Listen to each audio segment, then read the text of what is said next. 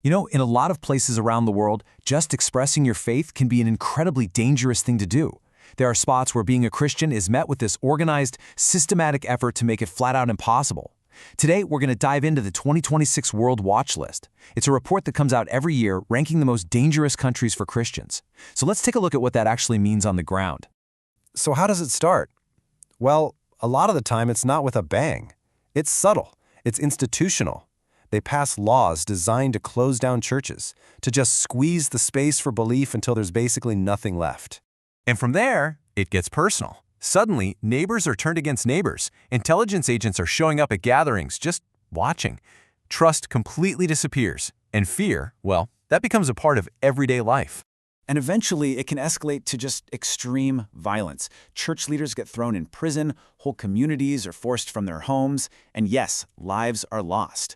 The pressure is just immense. And listen, this isn't some small, isolated problem. We're talking about a staggering number. Globally, over 388 million Christians face high levels of persecution.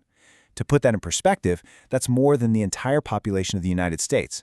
And every single one of those numbers, that's a person with a story of faith under fire.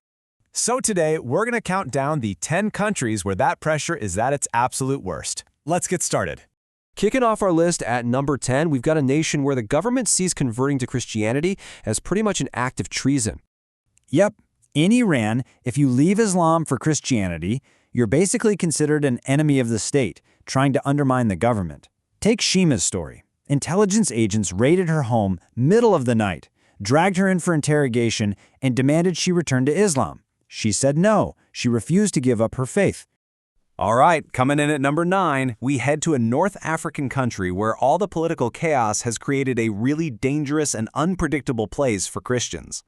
So in Libya, the government's collapse created this power vacuum, and extremists rushed in to fill it. For Christians there, especially those who converted from Islam, life is lived with extreme caution. I mean, you risk being arrested, attacked, kidnapped, even enslaved, all while your own family and community are pressuring you constantly to renounce your faith.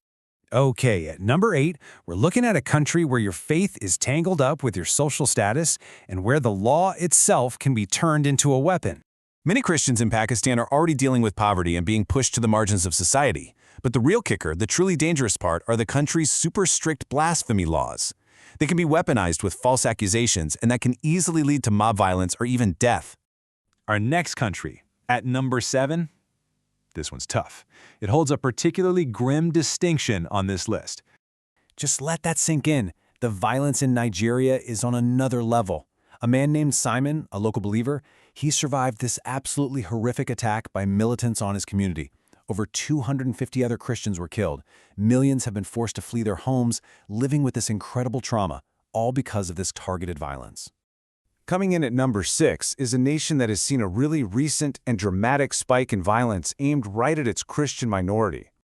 The heat has been turned up dramatically on Christians in Syria, and the source links this directly to the regime change in 2024. And this isn't just about political pressure. We're talking about lethal force. In June of 2025, a suicide bomber walked into a church service in Damascus and killed 22 believers. All right, we're at number 5, a country where worshiping anywhere outside of a state-approved church can literally cost you your freedom. This is the story of Hiwet from Eritrea. She was at a secret church gathering in someone's home when the police busted in. Her crime? Worshipping in a church that wasn't sanctioned by the government.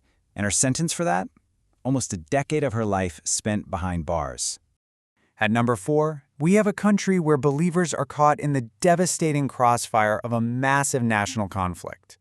The civil war in Sudan has been catastrophic for everybody, but Christians there are facing some really unique challenges. Church buildings have been leveled, leaders have been threatened, and for the millions of people who've been displaced, Christians often find it almost impossible to get access to critical food and aid. Okay, deep breath. We are now entering the top 3. These are the countries where the pressure on Christians is at its absolute most extreme. This is the epicenter of persecution. In war-torn Yemen, there's just no escape. Christians, most of whom are converts, are in constant danger from all sides. It is practically impossible for them to meet, not in person, not even online, because of this relentless surveillance. That feeling of being watched is constant. If their faith is ever discovered, They risk being arrested, being completely rejected by their community, or even being murdered. In Somalia, this one phrase dictates absolutely everything. Your national identity and your religious identity are considered the exact same thing. To be Somali is to be Muslim. The social pressure is absolute. So when a man named Awis started following Jesus, his family cut him off immediately. He managed to gather this tiny, secret group of 14 Christians, and then 12 of them were killed. Awis had no choice but to flee his own country. And for another year, the single most dangerous country in the world to be a Christian is North Korea. Here, the regime demands total, godlike, unquestioning allegiance. To be a Christian is the ultimate crime. Just owning a Bible is an illegal act. Believers have to hide their faith completely, even from their own children. Because if they get caught, the consequences are a brutal labor camp or immediate execution. There is zero room for any belief other than total loyalty to the state. After hearing all of these stories, it might seem like the goal of making faith impossible is, well, working. But the source material for this list points to a really fascinating and powerful paradox.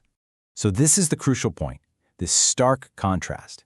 From a purely human perspective, you'd think faith in these places would be impossible. The whole point is to eliminate Christianity. The methods are designed to isolate people, to crush them. And yet, what the source reports is that in these very same places, the church is alive, it's active, and in some cases, it is even growing. It's an outcome that just seems to defy all logic. And this leaves us with one final, big question to think about. In a world where your deepest beliefs are literally a crime, where just surviving means hiding who you are, what does faith even look like? It's a question of resilience, right in the face of the impossible.